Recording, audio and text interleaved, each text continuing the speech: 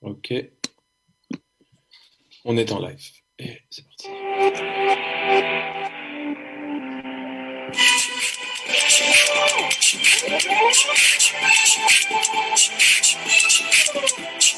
Hold up.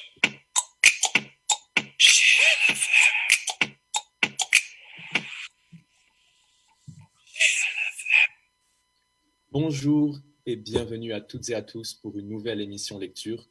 Aujourd'hui, on a le plaisir et l'exclusivité d'accueillir l'auteur Marc Lévy.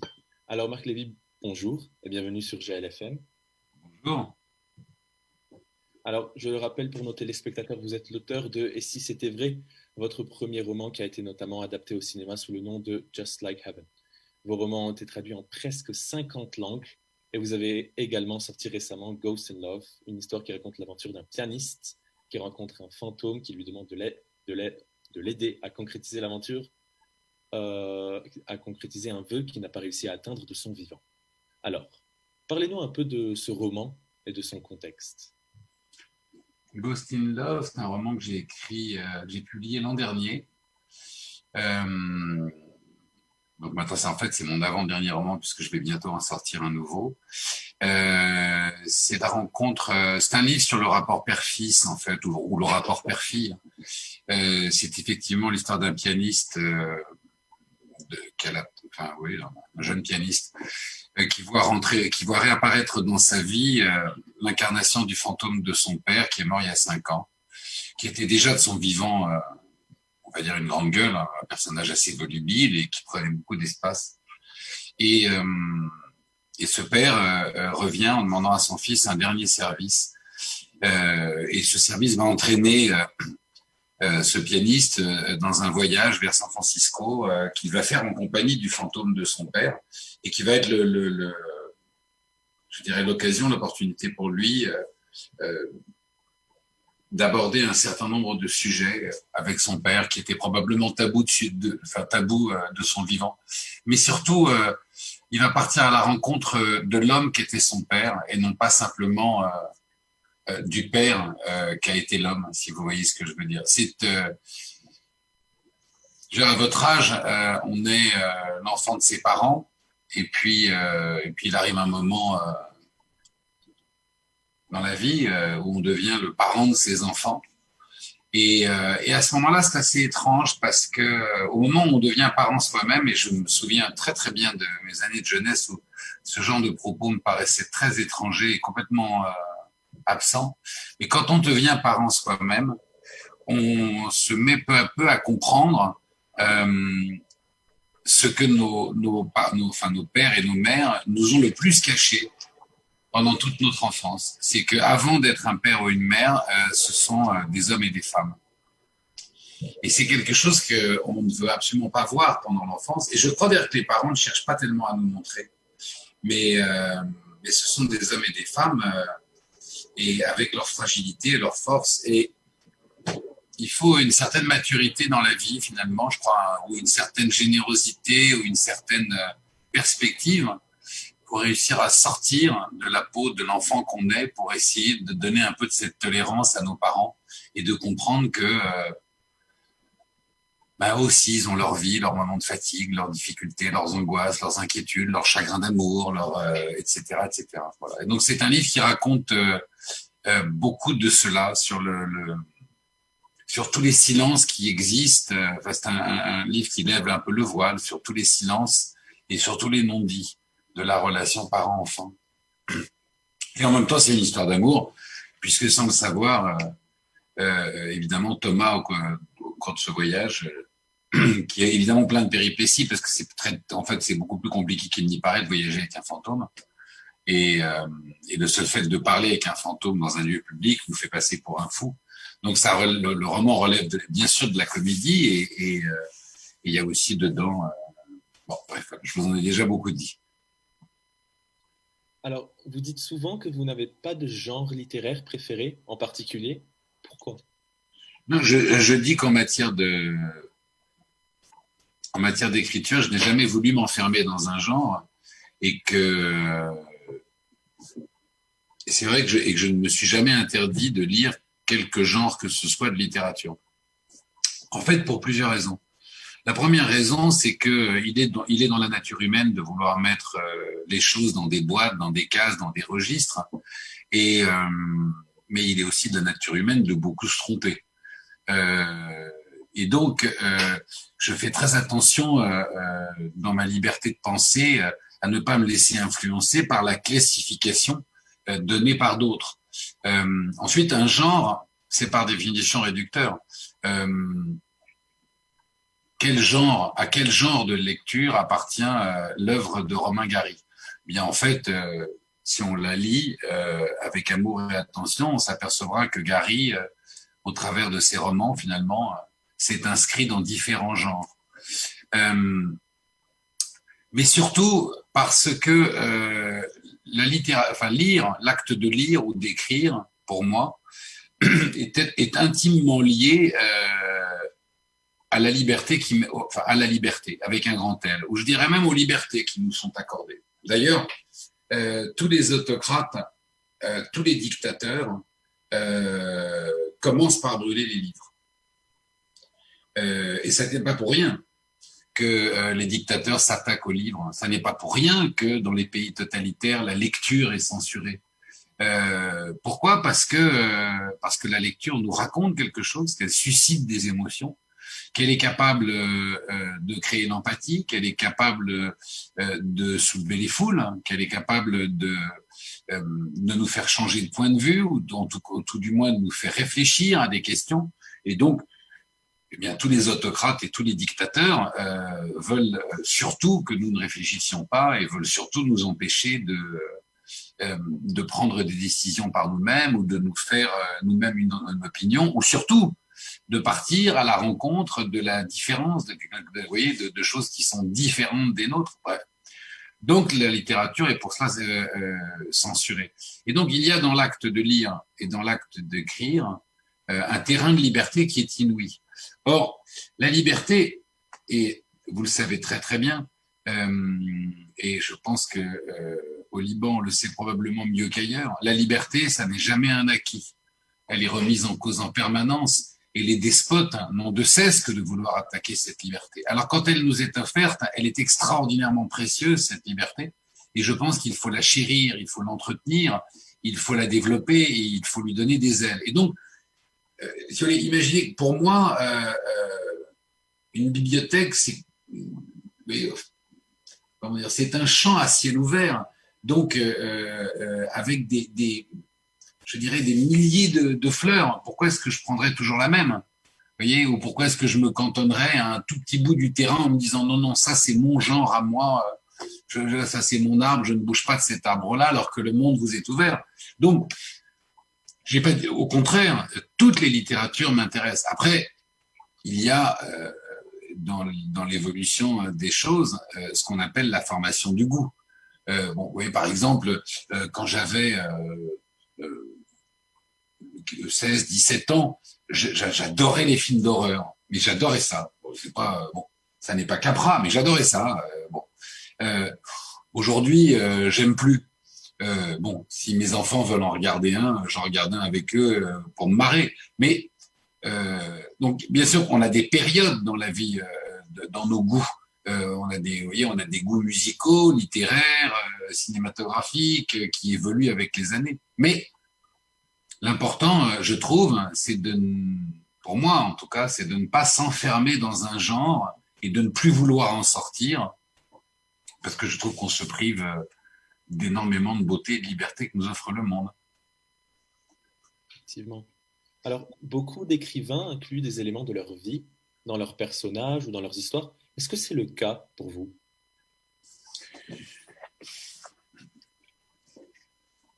L'écriture, pour beaucoup de gens, est expiatoire. Elle est thérapeutique. L'écriture permet à grand nombre d'écrivains de coucher sur le papier ce qu'ils n'arriveraient pas à dire à voix haute. Ça, c'est pour les écrivains pudiques. Et puis, vous avez des écrivains, et là, c'est une question de personnalité et de nature, vous avez des écrivains dont le centre d'intérêt principal est eux-mêmes. Je ne suis pas du tout en train de porter un jugement de valeur, mais je pense que nous avons tous un centre de, comment vous dire, on a un centre de gravité. Il dépend de vous de décider si ce centre de gravité est situé autour de votre nombril ou s'il est tourné vers les autres. Moi, très tôt, je me suis aperçu que mon centre d'intérêt, c'était pas moi, c'était les autres. Et ce qui m'intéresse dans la vie, ce sont les autres, pas moi. Ça ne veut pas dire que je m'aime pas ou que je m'oublie, mais mon bonheur, ce sont les autres.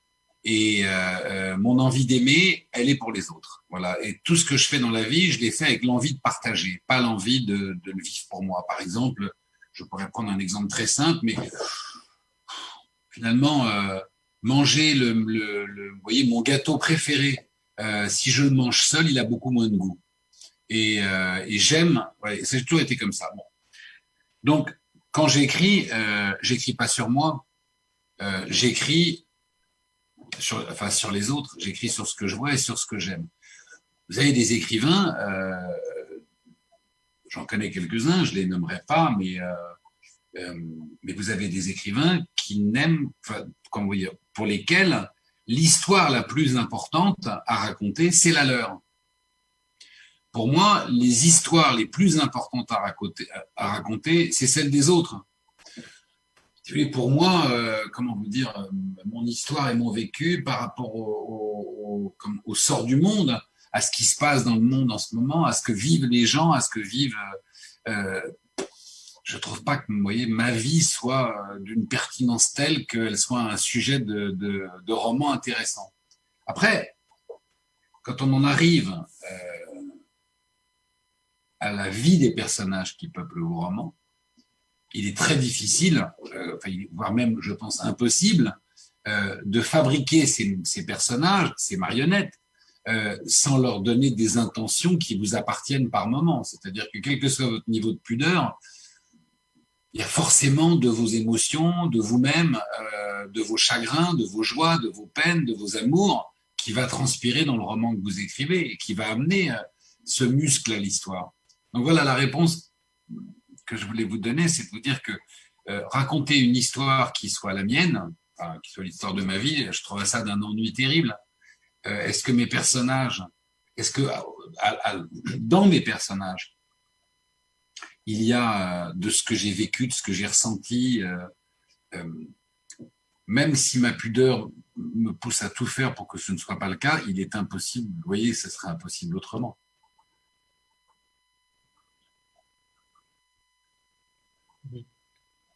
Donc, en parlant de ce contact humain, de ce contact social, comme ce que vous avez fait en rejoignant la Croix-Rouge, par exemple, ou en répondant à vos lecteurs, qu'est-ce que vous aimez apporter à ceux qui lisent vos livres?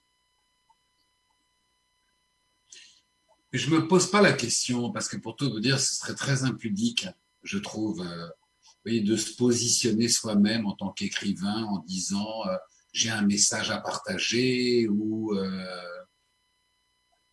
je ne crois pas que. Il y a une chose qui est très contradictoire, en tout cas en ce qui me concerne dans l'écriture. Je reconnais cette contradiction, mais en même temps, être humain, c'est aussi assumer ses contradictions. Vous voyez, je trouve que les gens qui n'en ont pas sont très ennuyeux. Je suis d'une nature très pudique.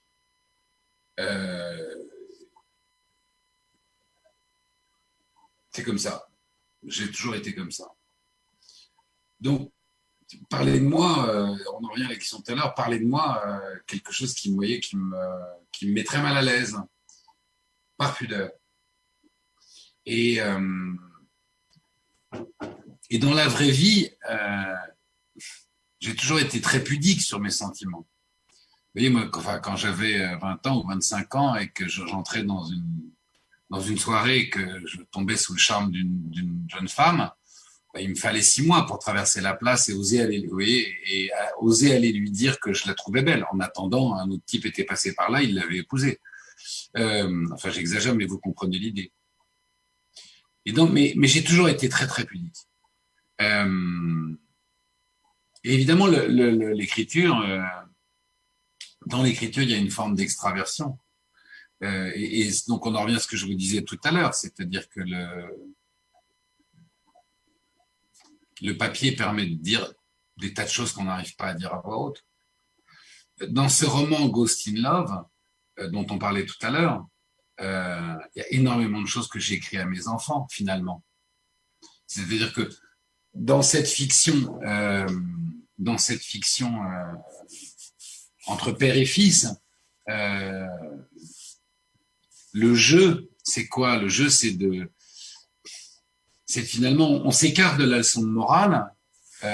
Justement, on dit à personne, si tu fais ça, ça et ça, tu seras un fils, mon homme. Mais en fait, qu'est-ce qu'on fait dans ce métier? On raconte une histoire avec l'espoir que le lecteur va s'attacher à un personnage. Et s'attachant à ce personnage,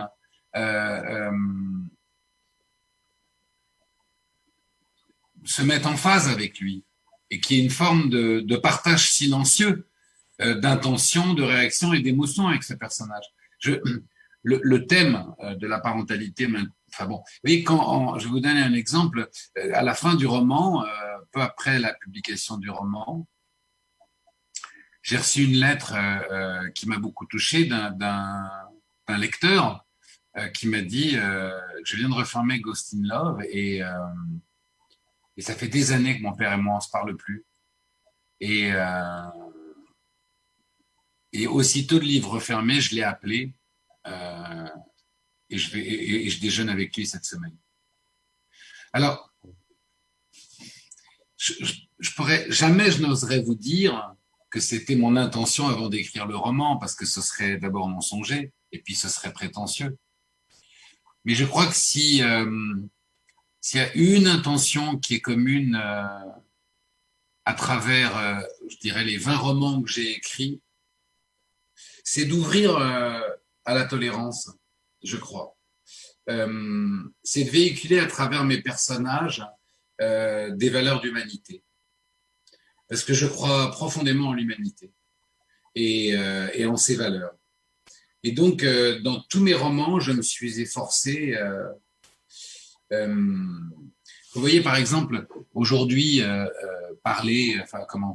aujourd'hui, le combat pour l'égalité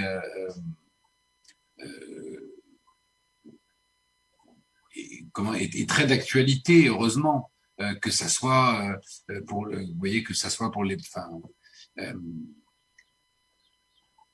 je veux dire que ça soit un combat contre la différenciation, enfin, je cherche le mot, contre les agressions face à la différenciation de la couleur de peau, la différenciation sexuelle, la différenciation religieuse, ethnique, etc. Heureusement, aujourd'hui, après des années d'excès, il y a une mouvance qui se réveille dans le monde, et il était temps. Mais moi, très tôt dans mes romans,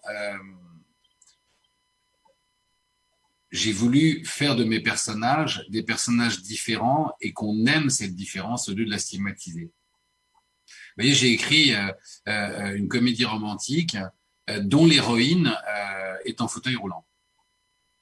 Mais ça n'est pas ce qui la définit, même si c'est omniprésent dans le roman. Et je sais qu'à la fin du roman, je mets au défi un homme qui lit ce roman de ne pas tomber amoureux d'elle. Si vous voyez ce que je veux dire, tout ça, il faut prendre tout ça au deuxième degré. Mais ça n'est pas son fauteuil qui la définit, elle est elle. Et je pense que c'est ça qui est très important. Vous voyez, qu'est-ce que j'ai eu envie de faire à travers mes romans? J'ai eu envie que on accepte les personnages de mes romans pour ce qu'ils sont. Comme je voudrais que dans la vie, on nous accepte pour ce que nous avons décidé d'être. Et pas parce que pour ce que les autres ont décidé que nous devions être. Vous comprenez ce que je veux dire par là? Si j'ai décidé d'être pianiste et que je travaille dans une école de musique, ne venez pas me dire que je suis guitariste. Voilà. Et si j'ai envie d'aimer de cette façon-là, ne venez pas me dire que votre façon d'aimer est meilleure que la mienne. Et voilà. Et ce que et après, vous pouvez le transposer. Et la liberté, c'est celle d'avoir le choix de définir sa propre identité. Et tant que votre identité ne vient pas atteindre à l'identité des autres, Vous avez le droit de vivre cette identité. Et c'est ce que j'ai essayé de faire raconter. D'ailleurs, non, pas raconter. C'est ce que j'ai essayé de faire ressentir au lecteur au travers de tous mes personnages. Voilà.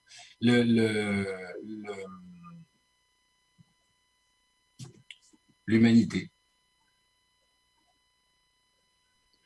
Alors, vous étiez en train de dire que, que vos lecteurs s'attachent à vos personnages. Est-ce que vous vous attachez vous-même à vos personnages en suivant leur aventure, en l'écrivant?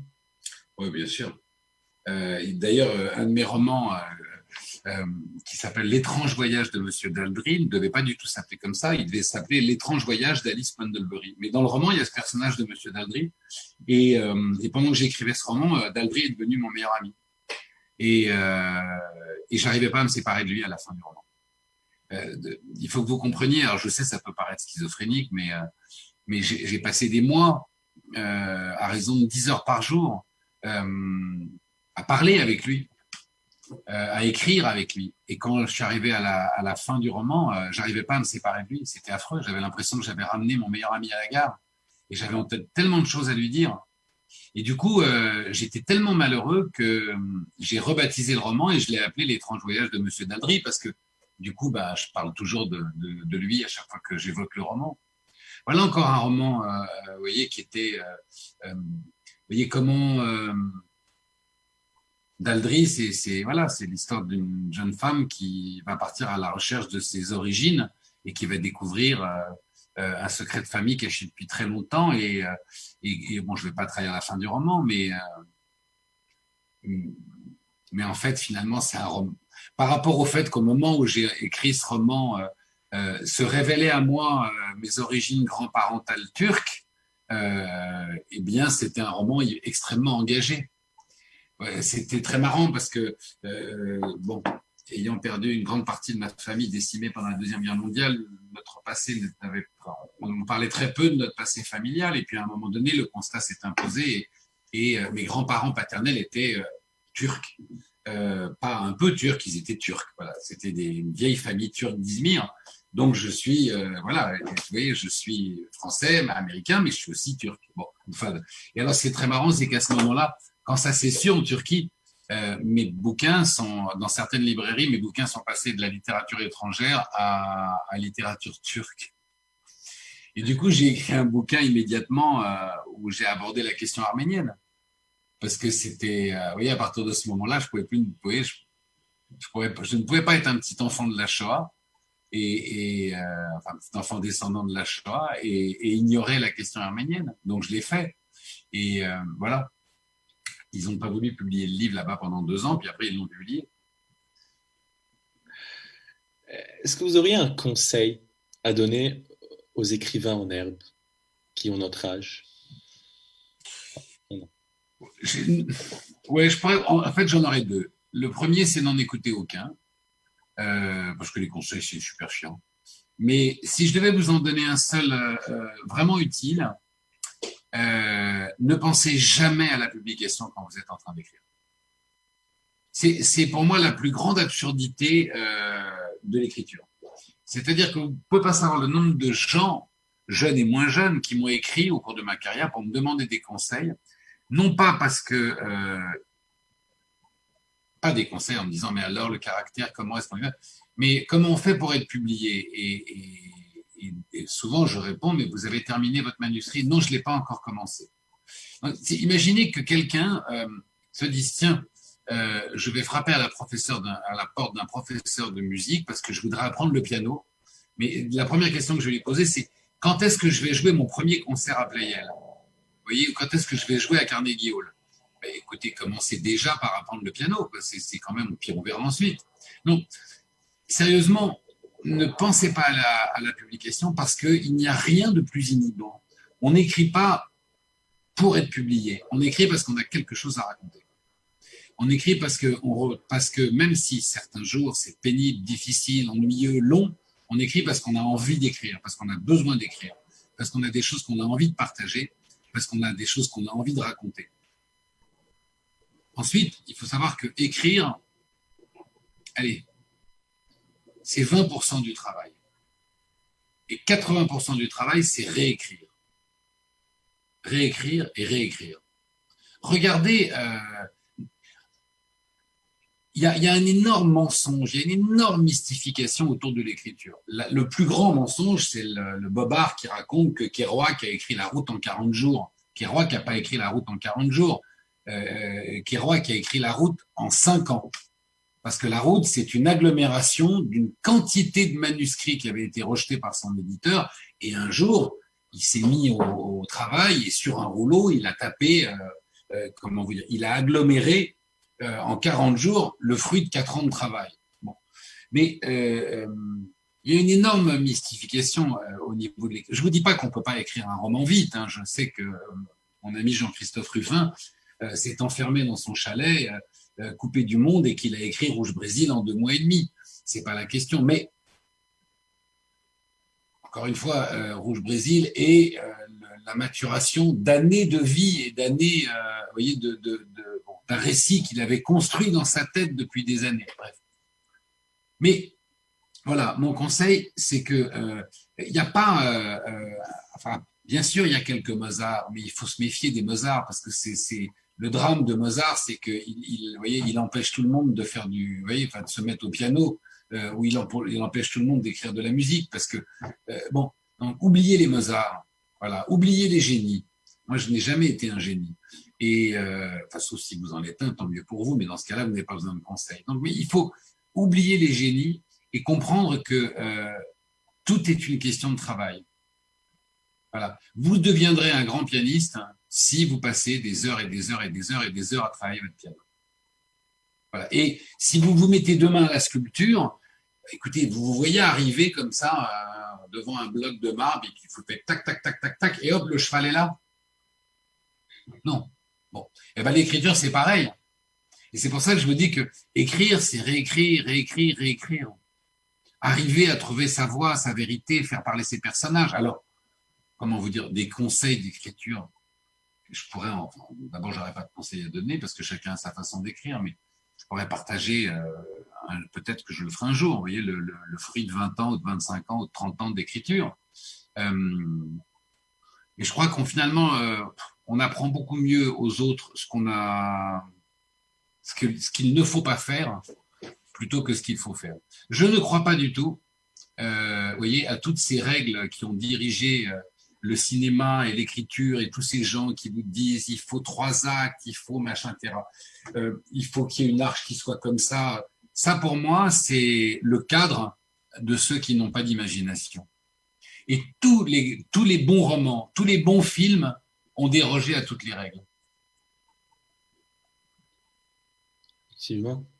Alors, hier, enfin, il y a 3 jours, sur Twitter, vous avez posté un petit teaser sur un nouveau livre qui va sortir bientôt. Alors, est-ce que vous pouvez nous en dire un peu plus? Non. Non, je pense que ça au moins, ça aurait fait une réponse courte. Non, mais je veux dire que j'ai reposté lundi un nouveau clip qui en dit un peu plus. Et je suis très excité à l'idée de sortir ce roman qui va sortir le 20 septembre. C'est un roman qui bouge. Voilà, je peux juste vous le dire. C'est un roman qui m'a demandé énormément de travail. C'est un roman qui va enfin, c'est une série en plusieurs tomes. Et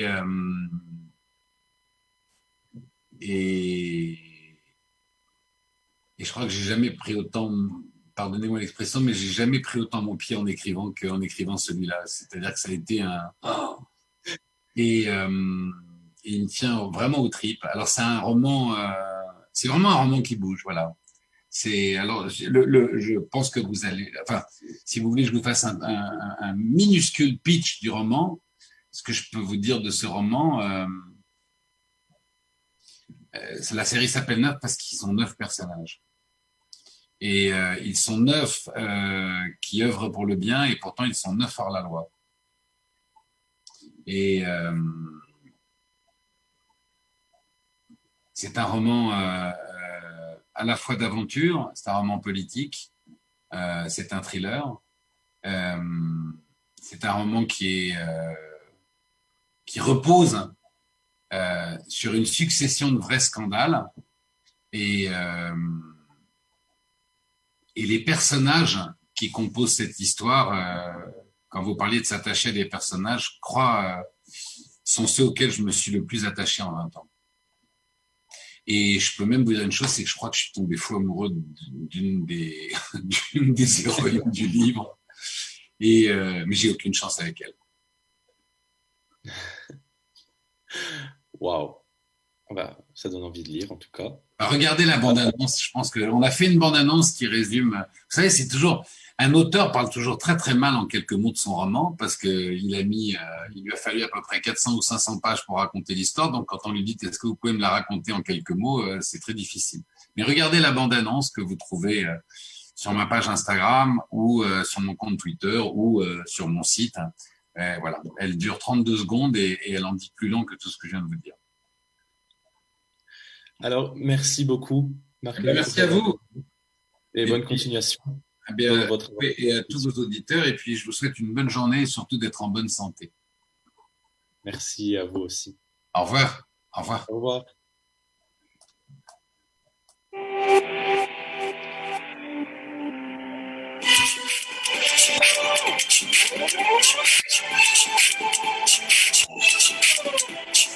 Hold up.